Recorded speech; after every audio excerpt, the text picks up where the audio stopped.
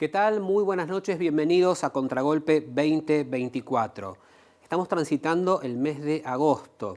Agosto es el mes del Libertador, el padre de la patria, el prócer de gran parte de Sudamérica. De ese tema vamos a hablar hoy, vamos a ver quién era San Martín, quién fue, qué significó y qué significa en la historia argentina. Y la gran pregunta, esa patria que soñaron San Martín y sus compañeros de lucha, ¿es o tiene algo que ver con lo que estamos viviendo en la actualidad? En un momento volvemos con Contragolpe.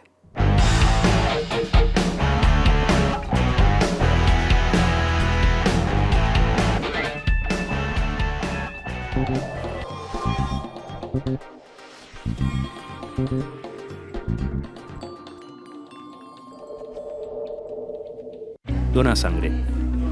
Se necesitan entre 300 y 400 donantes por día. No esperes que te lo pidan, siempre se necesita. Conocé cómo donar en buenosaires.gov.ar/donasangre. Buenos Aires Ciudad, vamos por más. ¿Qué es lo que hace a Termas de Río Hondo un destino único?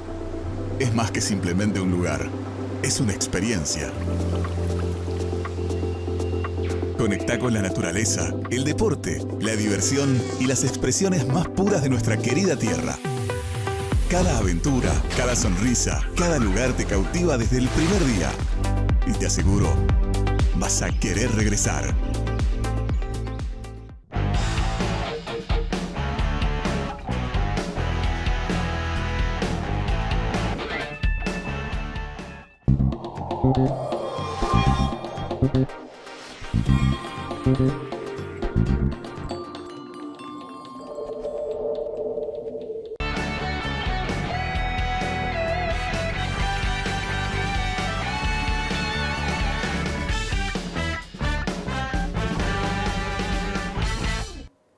Seguimos en Contragolpe y hablábamos de José de San Martín. ¿Quién fue José de San Martín?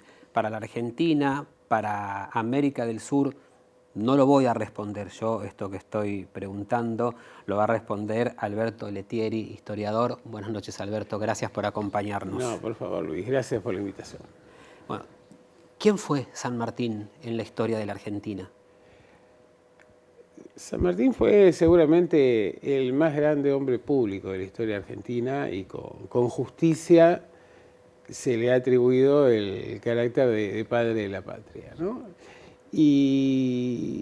Pero esta aceptación casi universal respecto de las características y los méritos de San Martín se ha visto contradecida constantemente por lo que es, digamos, quienes de alguna manera encarnaron y trataron de llevar adelante su proyecto de integración latinoamericana, de soberanía, de impulso de la libertad real, de consolidación del Estado, de impulso de la industria nacional, en una economía proteccionista hasta el momento en que esa industria estuviera en condiciones de competir a nivel internacional.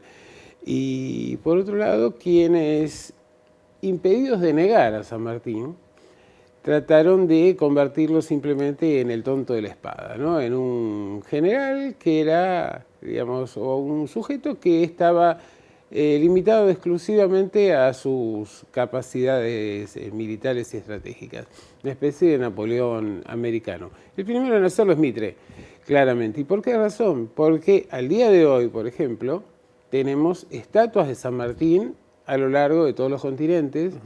Hay más de 160 monumentos repartidos a lo largo del mundo. El ejército norteamericano tiene un día de celebración de San Martín, por ejemplo. Y también hay un hecho que es interesante. Hay una estatua de San Martín en Boulogne-sur-Mer. Ese fue un punto de disputa concreto en el desembarco de los aliados en la Segunda Guerra Mundial. Y Boulogne-sur-Mer quedó prácticamente destruida, a excepción del monumento de San Martín. Y si bien no faltó quienes dijeran que tenía algún tipo de protección sobrenatural o que se debía a lo maravilloso de la personalidad y de la obra de San Martín, en realidad, tanto de un bando como de otro, lanzaran sus proyectiles esquivando la estatua, por el respeto que tenían, aún a pesar de lo que era el conflicto terminal de la Segunda Guerra Mundial, la figura de San Martín. Sí, bueno, en ese caso, aún cuando no se respetaron grandes obras de la humanidad, esto que pasa con la estatua de San Martín demuestra que hay un reconocimiento mundial hacia su figura, sobre todo de los militares, pero San Martín no era únicamente un militar. San Martín, como lo decías, era un estratega, era un estadista, tenía un proyecto de país. El país ese que pensó San Martín, ¿era la Argentina o apuntaba más a lo que hoy es el Mercosur? Mira, San Martín fue mucho más que un militar, por cierto, y en realidad, si nosotros analizamos la vida de San Martín, la reducimos generalmente a los 10 o 12 años que estuvo aquí en el Río de la Plata. Hubo un San Martín antes y un San Martín después, y siempre era el mismo, que era un gran estadista, una persona de un nivel intelectual muy llamativo. Trasladó a todos sus destinos su biblioteca, que finalmente terminó donando en Lima para que fuera la base de la Biblioteca Nacional del Perú.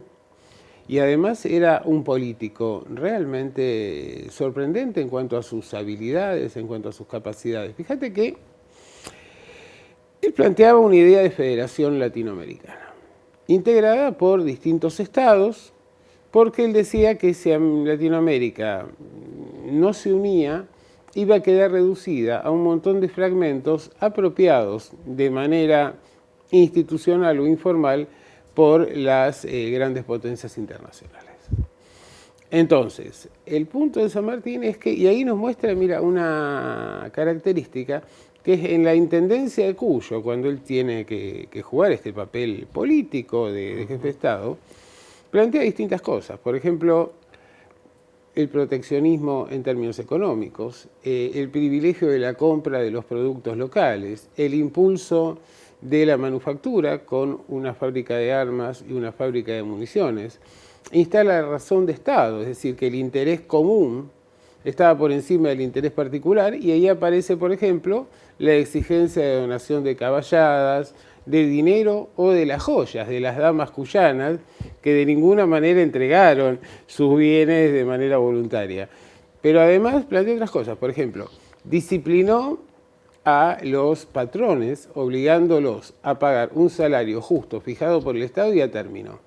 Y a los trabajadores exigiendo la papeleta de Conchavo, que planteaba que todo trabajador, todo hombre mayor de edad, tenía que tener un documento, un papel que, digamos, certificara que tenía un empleo fijo, ¿no? La idea de el trabajo obligatorio como parte de un miembro de la comunidad, pero también remunerado bien y a término.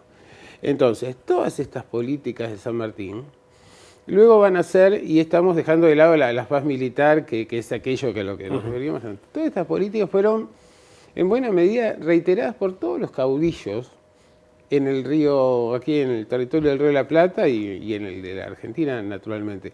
Entonces, vemos que esas medidas, ese papel del Estado, la protección de los más desprotegidos, el intento de subordinar a las élites tradicionales y demás, se ha reiterado. San Martín, cuando se habla que San Martín no quiso participar de disputas internas, es falso. San Martín confluía y fue el gran inspirador del Partido Federal, entre otras cosas. Y esto se ve en la admiración mutua con Rosas, por ejemplo, la donación del sable en el 37 durante la invasión francesa, el papel que desempeñó San Martín como diplomático sin cartera en Europa para convencer tanto a Francia como a Inglaterra que era absurdo y que esa guerra de invasión que le habían llevado intereses económicos y la manipulación de los unitarios y liberales exiliados iba incluso en contra de sus propios intereses. Y básicamente creo que en este sentido, por ejemplo, San Martín plantea que la guerra del Paraná, que es la que empieza con la batalla de la Vuelta de Obligado, fue en definitiva la segunda independencia argentina, porque en el medio, durante la década del 20, durante la gestión de Rivadavia y los unitarios, se habían entregado muchos elementos de esa soberanía, incluso la dependencia financiera con el préstamo de la Baring Brothers, que implicó el hecho de que se hipotecara toda la tierra pública de la provincia de Buenos Aires. Entonces, San Martín claramente hay que ubicarlo en este lugar. Alguien que no pretendía honores personales, esto queda claro, no tuvo la oportunidad de ser presidente de la Argentina de facto y la desechó. Y lo mismo pasó en Chile. En Perú estuvo un tiempo hasta que más o menos pudo organizar el tema. Cuando quedó, digamos, debilitado por la traición de los unitarios y el intento incluso de organizar atentados para matarlos, no dudó al momento de ceder el tramo final de la liberación americana a Bolívar.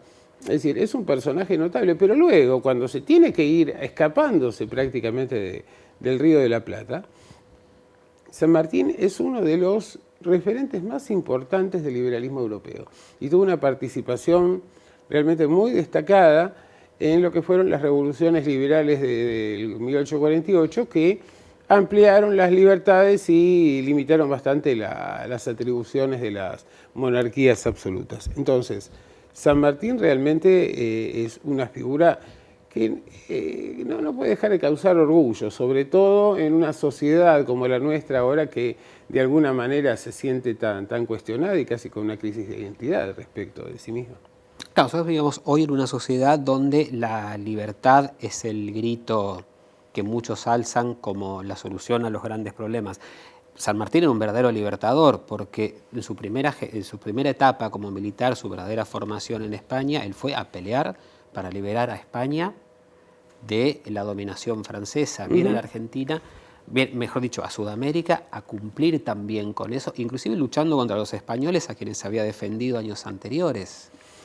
Bueno, claramente San Martín, digamos, se ha ocultado esta dimensión en lo que tiene que ver con la formación intelectual y el pensamiento de San Martín. San Martín era un gran estadista y también era un liberal, confeso, pero no un liberal conservador como los que estamos acostumbrados a ver aquí, que tiene un discurso liberal y prácticas conservadoras, sino que San Martín realmente era un patriota que estaba comprometido con la libertad efectiva de la sociedad, con el fin de las prácticas de sumisión, con un Estado que fuera capaz de garantizar los derechos de todos, pero que en algunas áreas estratégicas tenía que intervenir. Una sociedad en guerra tenía que tener un papel activo, por ejemplo, pero también liberar las fuerzas de un mercado competitivo y no basado en posiciones oligopólicas o monopólicas.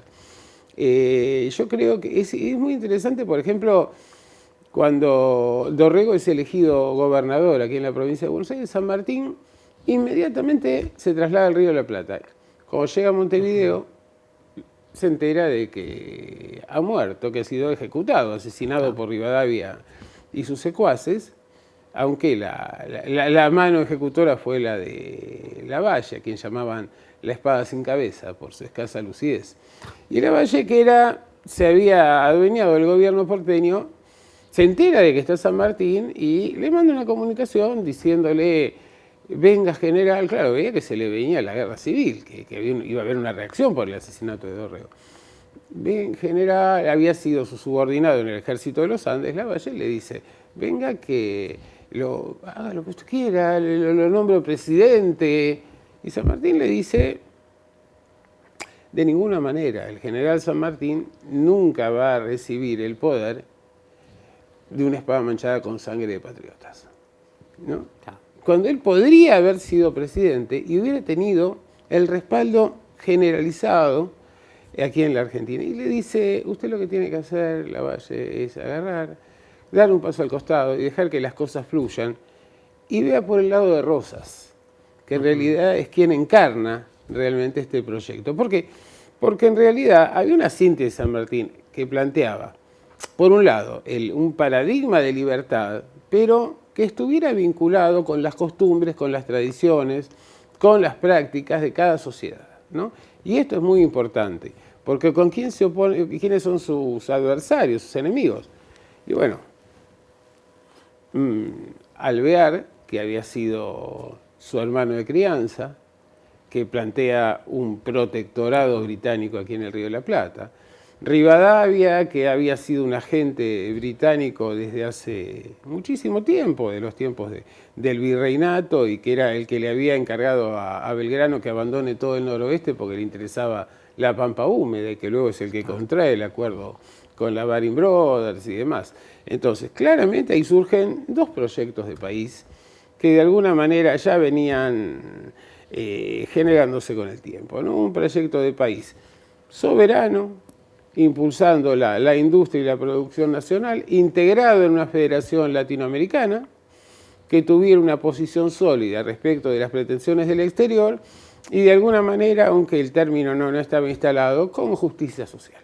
Claramente, en lo que tiene que ver con garantizar el empleo, condiciones dignas, pero también disciplina de parte de los trabajadores y también ponerle límite a los patrones. Del otro lado, lo que había era un proyecto de protectorado basado en el saqueo, el desempleo, una economía agraria primaria exportadora y una Argentina que, aún teniendo fabulosas riquezas, viviera permanentemente endeudada y en una situación de semicolapso interno. No te voy a preguntar cuál de los dos proyectos de país triunfó. Mira, O sí, te lo pregunto, porque a la vista de los acontecimientos y de la actualidad, el ideal de San Martín parece haber quedado muy postergado y haber triunfado esa otra escuela. Mira, yo creo que, a diferencia de cuando uno hace periodismo, mira la foto, y cuando uno analiza la historia, mira la película. Entonces, ¿qué ocurre? En 1811, el embajador británico en Sao Paulo manda una comunicación al Foreign Office británico diciendo: en el Río de la Plata hay dos partidos políticos, ninguno de los cuales tiene la capacidad de eliminar definitivamente al otro, pero no pueden vivir, no pueden coexistir entre sí por la diferencia radical entre sus planteos. Y lo que dice el embajador es: dejémoslos así, porque cuanto más divididos estén, mejor es para nuestros negocios. Y yo creo que si nosotros vemos la secuencia de la historia argentina, vemos que hay determinados momentos donde ese proyecto colonial o de protectorado aflora, incluso con toda su brutalidad, como en la actualidad. Y también vemos otros momentos de recuperación, y me parece que en la gestión de Rosas, en la gestión del primer peronismo claramente y del segundo, en algunos momentos más contemporáneos del peronismo también o del campo popular, hemos visto recuperación, no en los términos, en los alcances que planteaba San Martín, pero creo que claramente cuando vemos que hubo desarrollo de la ciencia, que hubo desarrollo de usinas y demás, bueno, efectivamente estamos avanzando en ese sentido. También, evidentemente, el hecho de que no consiguieran consolidarse en el tiempo no solo le da la razón al embajador británico, sino que también de alguna manera, bueno, nos invita a cuestionar algunas figuras que han tenido papeles determinantes. Pero si uno mira, yo estaba recordando el otro día, estaba un libro que escribí creo que en el 2001, por ahí, 2002, de historia contemporánea internacional. Y uno agarraba y veía ese libro y parecía que era el libro en el cual el horizonte era la destrucción de las grandes mayorías y la concentración del poder en muy pocas manos. Si uno después agarraba y avanzaba en esa década del 10, veía que en toda América Latina y en otras partes del mundo se había producido un cambio. Y ese cambio implicaba mayores niveles de ingreso, distribución en términos del Producto Bruto Interno de trabajadores y empleadores, desendeudamiento y demás. Entonces parecía que el libro estaba desactualizado. Uno luego tomaba ese mismo libro desde la presidencia de Mauricio Macri hasta ahora y parece que el libro vuelve a ser absolutamente actual. Entonces creo que sería muy decepcionante y muy triste para lo que ha sido la historia argentina y muchos de los referentes y de las grandes patriadas que hubo en nuestra Argentina, dar por sentado que este es el punto de llegada, ¿no? Y me parece que de alguna manera o de otra, y en los momentos de más destrucción y en los momentos donde parece que no va a haber futuro, de alguna manera la sociedad consigue rearticularse. Lo va a tener que hacer desde un punto de partida que va a ser mucho más bajo que todos los anteriores, probablemente. Pero esto era algo que quedaba reflejado en una frase de Perón a poco tiempo antes que lo de Rocken, en el 55, cuando él hablaba de los nostálgicos del 43. Es decir, los que planteaban una Argentina sin derechos sociales, sin derechos para el trabajador, con un altísimo nivel de concentración y exclusivamente agroexportadora. Esos proyectos están siempre circulando y las sociedades, si bien muchas veces llegan al borde del suicidio, nunca terminan, o en muy pocos casos terminan finalmente suicidándose. Claro. Volvamos a San Martín, Volvamos. que era quien nos ocupaba. Sí. En un momento de su vida, San Martín se radica definitivamente en Europa. Fue decepcionado de lo que ocurría en América del Sur.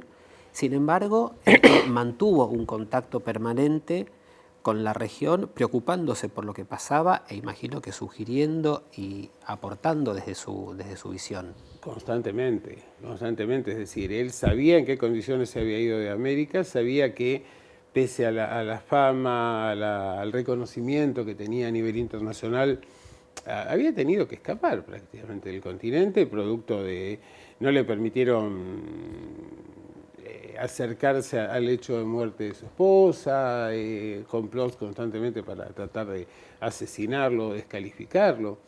Lo habían sancionado como traidor a la patria, los unitarios. Entonces San Martín va, pero sigue siempre aferrado a lo que es su lugar de origen, ¿no? Y esto me parece que es muy interesante porque si bien él actúa en política europea, trata de alguna manera de dar a conocer lo que es la verdadera América. Entonces, cuando él ve que hay algún lugar desde donde contribuir, por ejemplo, decíamos, la invasión, el bloqueo francés de 1837 o luego la invasión del río Paraná de los anglos franceses, San Martín tiene un papel no solo muy importante en términos diplomáticos, explicando cuál es la realidad del Río de la Plata, sino también le ofrece a Rosas venir a ponerse a la cabeza de los ejércitos, siendo un hombre mayor ya, ¿no? Y San Martín y Rosas le dice, mire, general, usted sabe cuál es la admiración que yo le tengo, pero me resulta mucho más útil como diplomático a nivel europeo para tratar de solucionar esto, que en el territorio donde va a terminar casi invisibilizado de esos escenarios donde estamos jugando el destino de la guerra. Claro, hace un momento hablabas de que antes de partir, obviamente, no se le permitió acercarse al lecho de muerte de su mujer. ¿Su vida personal quedó relegada en función de las tareas militares y de Estado? Mira, ese es un capítulo complejo, porque hay que ponerse un poco en la lógica de esa sociedad. Y eran sociedades donde, a ver, no existía el amor tal como lo conocemos nosotros, sino que fundamentalmente los casamientos eran producto de negociaciones políticas o de alianzas. No había sociedades anónimas, la manera de garantizar alianzas económicas o bien, de alguna manera, de conseguir inserción dentro de la dirigencia social, pasaba muchas veces por el casamiento. San Martín era una persona de origen humilde, tampoco su color de piel poco tiene que ver con las imágenes que conocemos, en realidad tenía rasgos aindiados, incluso algunos historiadores han planteado que su madre posiblemente hubiera sido originaria. Y entonces ese San Martín que vuelve con prestigio por su formación anterior, pero en realidad es sospechado aquí en el Río de la Plata, no es aceptado. Él vuelve junto a Carlos María de Alvear. Alvear era alguien que formaba parte de las familias de la élite, es recibido inmediatamente y aceptado. San Martín tiene que, de alguna manera, demostrar que no es un espía, que no es alguien que viene a jugar en contra de la revolución. Y bueno, efectivamente esto se termina cerrando con un casamiento con la familia más rica de Buenos Aires, con una cuya hija tenía 13 años, en ese momento San Martín tenía 30, era lógico ese tipo de acuerdos matrimoniales, pero ese matrimonio no funcionó nunca en realidad. Claro, Alberto, tenemos que ir cerrando. Sí. Ya bueno, los exámenes que San Martín tuvo que dar mientras estuvo en vida creo que los aprobó todos. La historia, ¿tiene alguna deuda hoy con San Martín? Mira, no, yo creo que la historia en general ha puesto a San Martín en su lugar, aunque la deuda es estudiar más la etapa previa y la etapa posterior a la estancia de San Martín aquí en el Río de la Plata. Y por otro lado, me parece que hay sí algunos sectores que pretenden descalificar, lo que forma parte de este proyecto de los opositores tradicionales de San Martín, planteando que era agente británico, cosas por el estilo, lo cual se deshace realmente ante la realidad de los hechos. Y te digo una cosa más, San Martín era un excelente guitarrista, cantante y bailarín, y además era una persona, por su presencia física, era un gran seductor. Así que en lo que tiene que ver con su vida personal, si bien quedó un poco, digamos, de lado en el marco de esa lucha, no faltaron los momentos felices. Bueno, tenemos mucho que conocer sobre José de San Martín, el padre de la patria. Alberto, muchísimas gracias por habernos acompañado. Bueno, seguiremos hablando seguramente de otras figuras de nuestra historia. En este mes, en el de agosto, le toca a San Martín, pero bueno, siempre es bueno recordar de dónde venimos y para saber sobre todo hacia dónde vamos. Muchas gracias, Luis, por la invitación. En un momento continuamos en Contragolpe.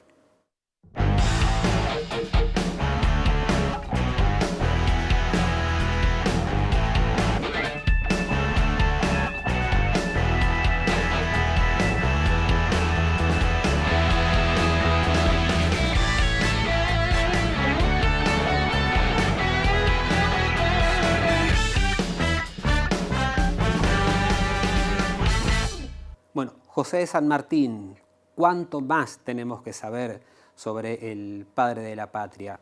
Siempre es bueno leer, informarse y saber de quién estamos hablando. Y yo, para cerrar el programa de hoy, elegí una frase del Libertador que dice: la soberbia es una discapacidad que suele afectar a pobres, infelices mortales que se encuentran de golpe con una miserable cuota de poder.